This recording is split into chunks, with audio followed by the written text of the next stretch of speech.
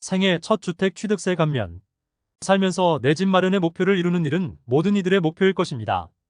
부동산 가격이 날이 갈수록 올라가는 시점에서 또 전세, 월세 등 거주비 부담이 가중되는 상황에서 자신의 자산을 잘 관리하며 내 집을 마련한 사람들이야말로 마땅히 박수를 받아야 할 것입니다. 내 집을 마련했다면 집의 부동산 가격에 따라 취득세를 내야 하고 부동산 수수료 등 들어가야 할 금액이 이만저만이 아닙니다.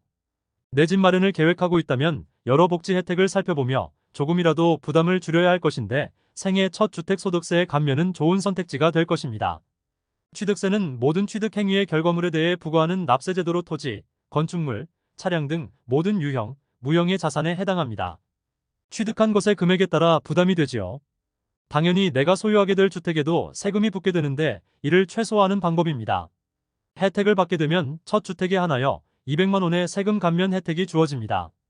일단 무주택 세대에 해당하며 신혼부부이거나 결혼을 하지 않은 사람도 가능합니다.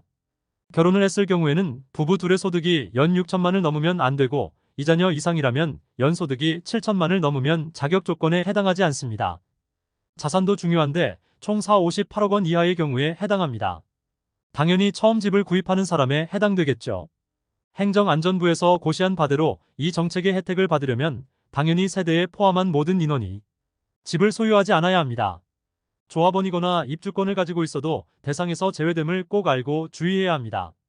아울러 상속으로 받게 된 주택이나 상속받은 주택의 지분을 처분했던 적이 있으면 혜택을 받지 못하게 됩니다.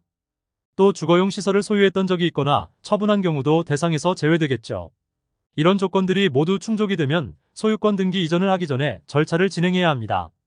만약 순서를 지키지 않고 진행하였다면 등기를 접수한 날을 기준으로 3개월 이내에 신청서를 작성하면 됩니다.